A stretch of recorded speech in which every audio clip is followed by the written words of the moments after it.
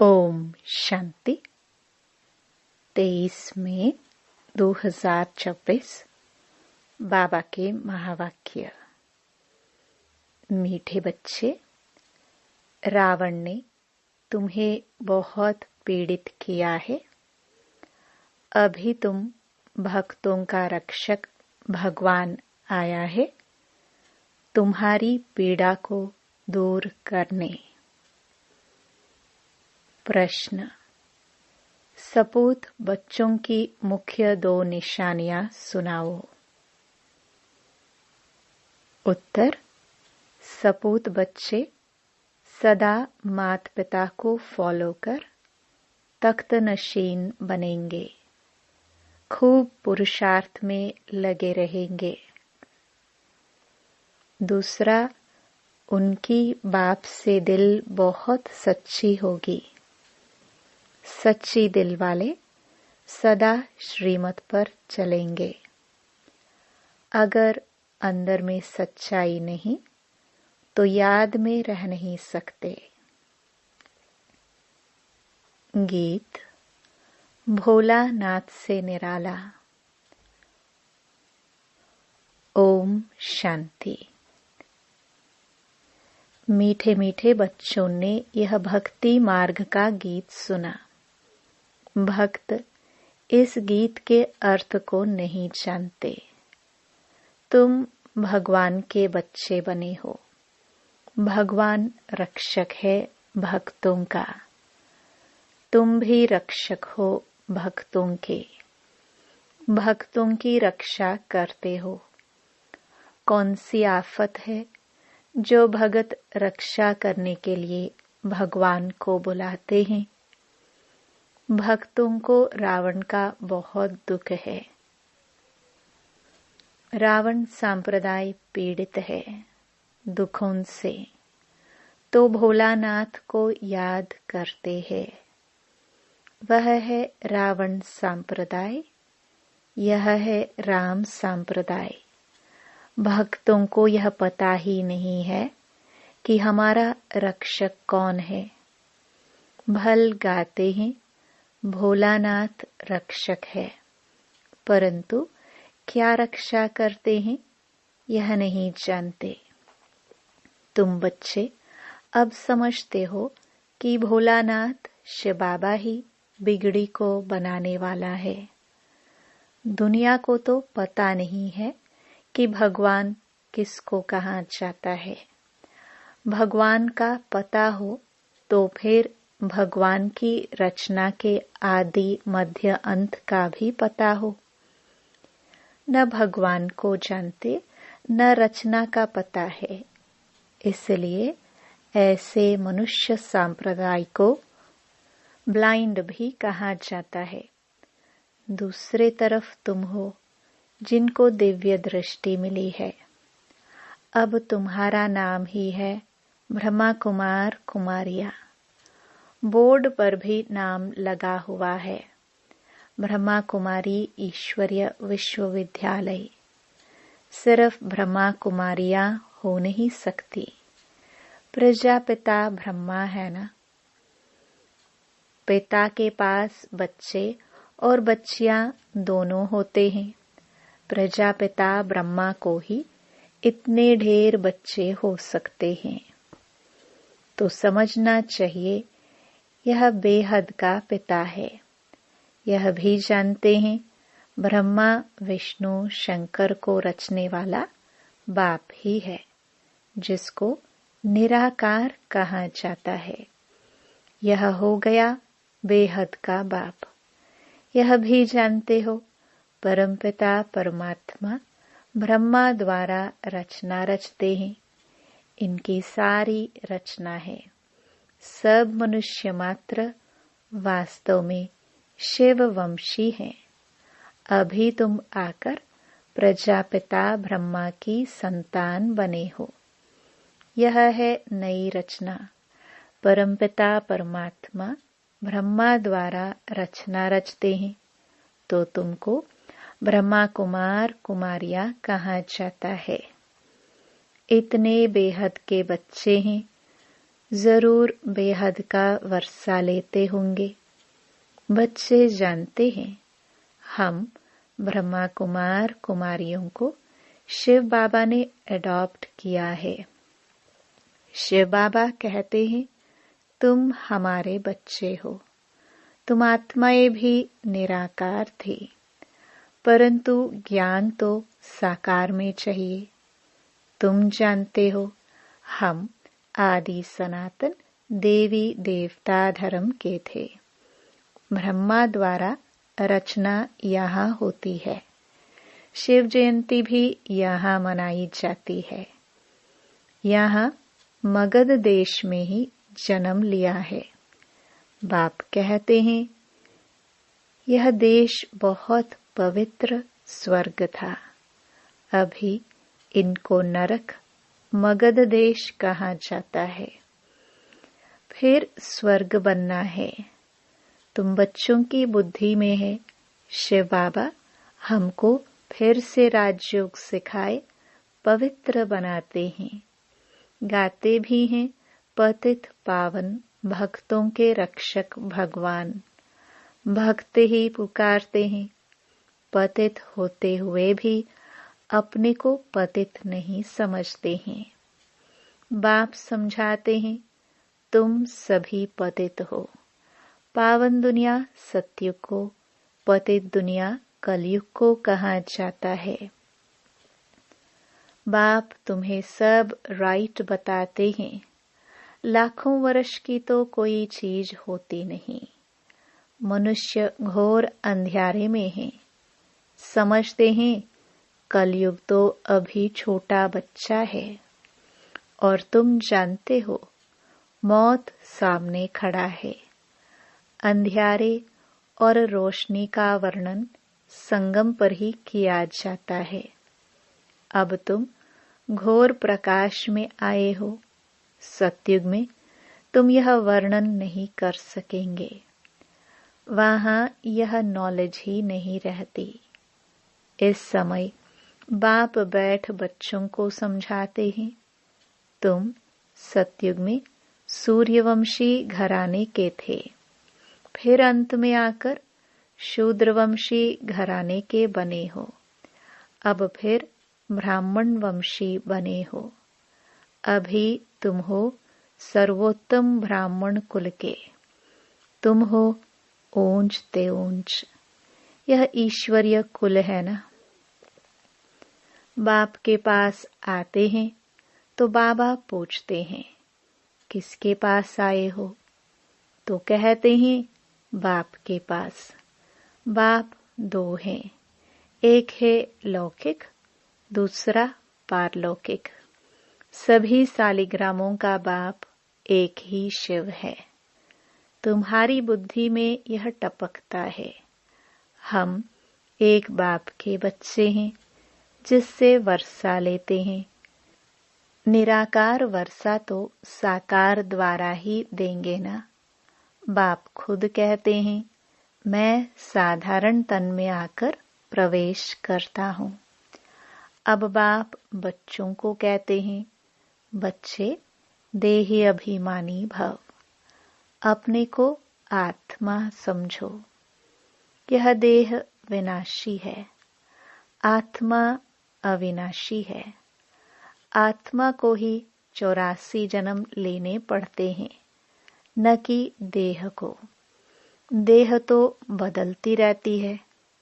फिर दूसरे मित्र संबंधी मिलते हैं। अभी आत्मा को बेहद के बाप से वर्षा लेना है, परमपिता परमात्मा द्वारा। तुम ही सुनकर फिर धारण करते हो। संस्कार तुम्हारी आत्मा में है। आत्मा में ही संस्कार रहते हैं। ऐसे नहीं कि शरीर के संस्कार कहेंगे। नहीं, तुम्हारी आत्मा के संस्कार तमो प्रधान है। उनको अब चेंज करना है। काया कल्प तरु कहा जाता है। काया कल्प वृक्ष समान बनती है। आयु भी बड़ी रहती है। तुम जानते हो यहाँ तो आयु बहुत छोटी रहती है। छोटी आयु में ही बैठे बैठे अकाले मृत्यु हो जाती है। अभी तुम काल पर विजय पाते हो। वहाँ काल कभी खाता नहीं। अकाले कब शरीर नहीं छूटता। तुम जानते हो अब यह शरीर बूढ़ा हुआ है। इनको छोड़कर नया लेना है। शरीर छोड़ने समय भी बाजे बजते हैं। जन्म लेने समय भी बजते हैं।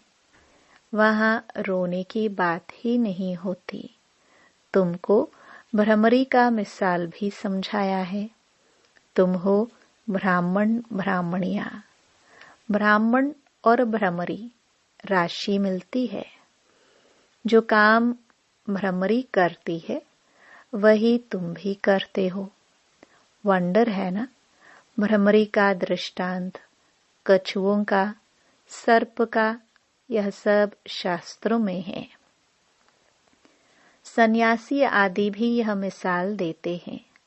अभी तुम बच्चे बाप द्वारा यह समझ रहे हो।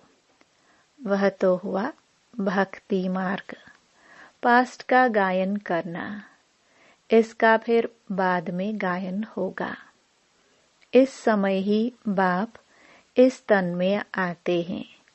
इनको, ब्रह्मा को भगवान नहीं कहा जाता है। वह तो फिर अंधश्रद्धा हो जाती है। ऐसे भी मनुष्य हैं जो राम को, कृष्ण को भगवान समझते हैं।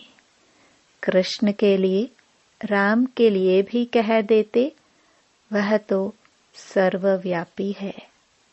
कोई कृष्ण पंथी, कोई राधे पंथी होते हैं। राधे पंथी वाले कहेंगे सर्वत्र राधे ही राधे हैं। कृष्ण पंथी कहेंगे जिधर देखो कृष्ण ही कृष्ण है। राम पंथी राम ही राम कहेंगे। समझते हैं राम कृष्ण से बड़ा है, क्योंकि राम को त्रेता में और कृष्ण को द्वापर में ले गए हैं। कितना अज्ञान है। अब बाप तुम बच्चों को समझा रहे हैं। कितने ढेर ब्रह्मा कुमार कुमारियां हैं। जरूर बेहद का बाप होगा। तुम कोई से भी पूछ सकते हो। कभी नाम सुना है प्रजापिता ब्रह्मा का? बाप ने स्वर्ग की नई रचना रची है। गाया भी जाता है ब्रह्मा द्वारा ब्राह्मण। जब तक तुम सब ब्राह्मण ब्रह्मा की मुख वंशावली नहीं बने हो, तब तक दादे से वर्षा ले नहीं सकते। बेहद के बच्चे बेहद का वर्षा बाप से ही लेते हैं। लिया था बरोबर। बरोबर स्वर्गवासी थे, अभी नरकवासी बन गए हैं। अब फिर प्रजापिता ब्रह्मा द्वारा परमपिता परमात्मा विष्णुपुरी स्वर्ग रच रहे हैं। कितना सहज है। शिव बाबा पूछते हैं, आगे तुमको यह ज्ञान था? इनकी आत्मा ही कहती है, मेरे में यह ज्ञान नहीं था। मैं भी विष्णु का पुजारी था। जो हम पूज्य थे, सो अब पुजारी आकर बने। अब फिर बाबा आकर पुजारी से पूज्य देवता बना रहे हैं। तुम बच्चों को अंदर में खुशी रहनी चाहिए। परमपिता परमात्मा ने आकर हमको एडॉप्ट किया है। मनुष्य मनुष्य को एडॉप्ट करते हैं ना। बहुत मनुष्य होते हैं जिनको अपने बच्चे नहीं होते हैं तो एडॉप्ट करते हैं। अब बाप जानते हैं मेरे बच्चे सब रावण के बन गए हैं, इसलिए मुझे आकर फिर से एडॉप्ट करना पड़े। ब्रह्मा द्वारा अपने बच्चों को अडॉप्ट करते हैं। यह एडॉप्शन कितनी वंडरफुल है। तुम ही जानते हो, शिव बाबा ने हमको ब्रह्मा द्वारा अडॉप्ट किया है। शिव बाबा कहते हैं, मैंने तुम बच्चों को अडॉप्ट किया है, तुमको बेहद सुख का वर्षा देने। ये ब्रह्मा तो दे नहीं सकते। यह भी मनुष्य है ना, प्रजापिता ब्रह्मा। मनुष्य यह ज्ञान नहीं देते हैं। ज्ञान का सागर निराकार परमपिता परमात्मा ही बैठ यह ज्ञान देते हैं। ब्रह्मा को अथवा विष्णु को ज्ञान सागर नहीं कहा जाता। इन तीनों की महिमा अलग है। ज्ञान सागर पतित पावन एक बाप है। सारी दुनिया के मनुष्य मात्र उनको बुलाते हैं। अंग्रेजी में भी कहते हैं, वह लिबरेटर है। जिससे दुख मिलता है उससे लिबरेट किया जाता है। बाप भी यहाँ आकर रावण से लिबरेट करते हैं। रावण राज्य भी यहाँ हुआ। यहाँ ही रावण को जलाते हैं।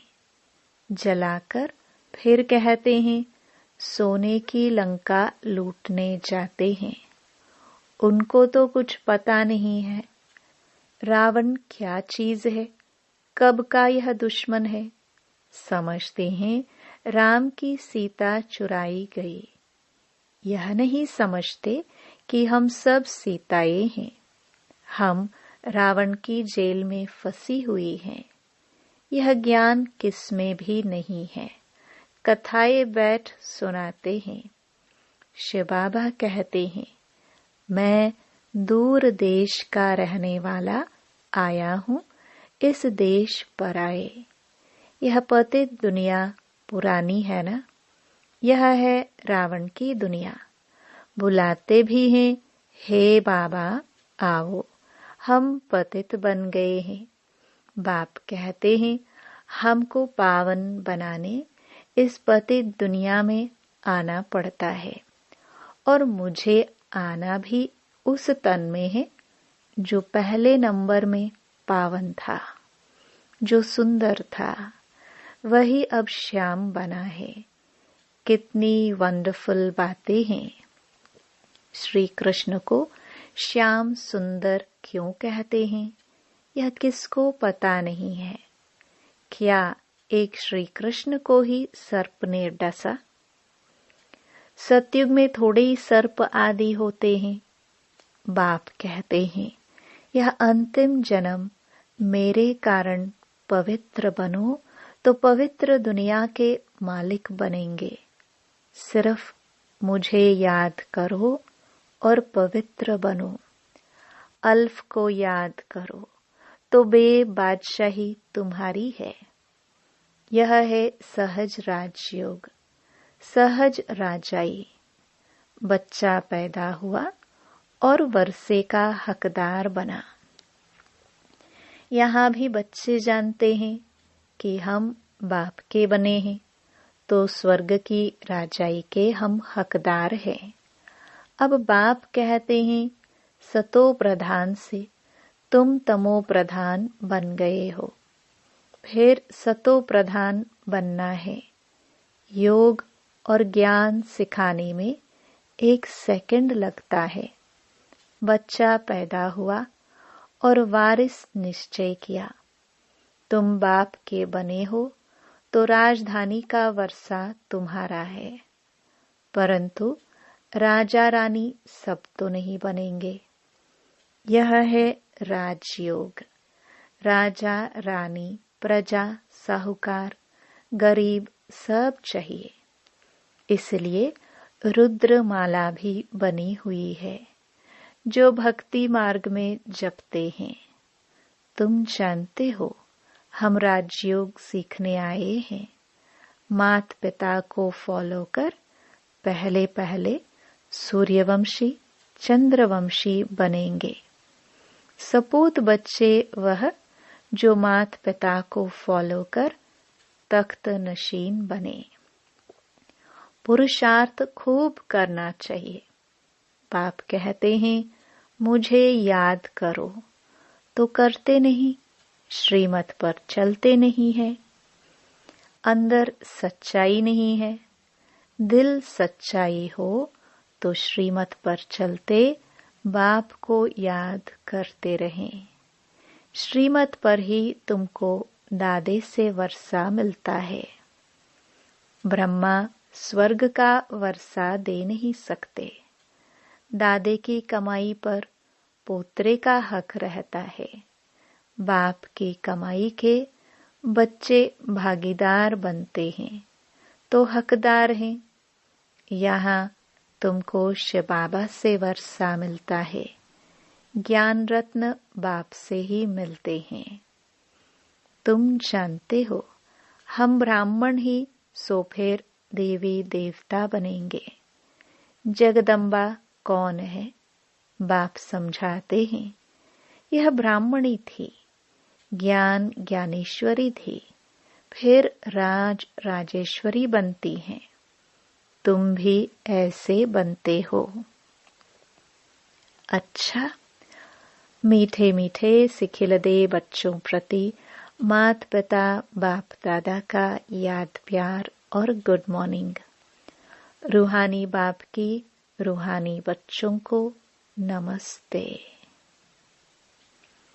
धारणा के लिए मुख्य सार। पहला, आत्मा में जो तमो प्रधानता के संस्कार हैं उन्हें याद के बल से चेंज करना है, सतो प्रधान बनना है। दूसरा, बाप से राजाई का वर्षा लेने के लिए सदा सपूत बच्चा बन श्रीमत पर चलना है। सच्चे बाप से सच्चा रहना है। माता पिता को पूरा फॉलो करना है। ज्ञान रत्नों का दान करते रहना है। वरदान। अपने परिवर्तन द्वारा निरंतर विजय की अनुभूति करने वाले सच्चे सेवाधारी भाव। जैसे निरंतर योगी बने हो ऐसे निरंतर विजयी बनो तो सच्चे सेवाधारी बन जाएंगे। क्योंकि विजयी आत्मा जब हर संकल्प हर कदम में विजय का अनुभव करती है तो उनका यह परिवर्तन देख अनेक आत्माओं की सेवा स्वतः होती है। उनके नैन रूहानियत का अनुभव कराते हैं। चलन बाप के चरित्रों का साक्षात्कार कराती है। मस्तक से मस्तक मणि का साक्षात्कार होता है। ऐसे अपनी अव्यक्त सूरत से सेवा करने वाली विशेष आत्मा को ही सच्चा सेवाधारी कहा जाता है। स्लोगन। विशेषताएं व गुण दाता की देन है। दाता को देखो, व्यक्ति को नहीं। ये अव्यक्त इशारे। सदा अचल अडोल एकरस स्थिति का अनुभव करो। आत्मिक स्थिति के अभ्यास से वायुमंडल को रूहानी बनाओ तो और सब बातें स्वतः ठीक हो जाएंगी। सब एक मत और एक रस हो जाएंगे। फिर माया भी नहीं आएगी क्योंकि वायुमंडल शक्तिशाली होगा। वायुमंडल को शक्तिशाली बनाने के लिए याद के प्रोग्राम रखो और आपस में उन्नति के लिए रूहान की क्लासेस करो। स्नेह मिलन करो, धारणा की क्लासेस रखो तो सफलता मिलती जाएगी। ओम शांति।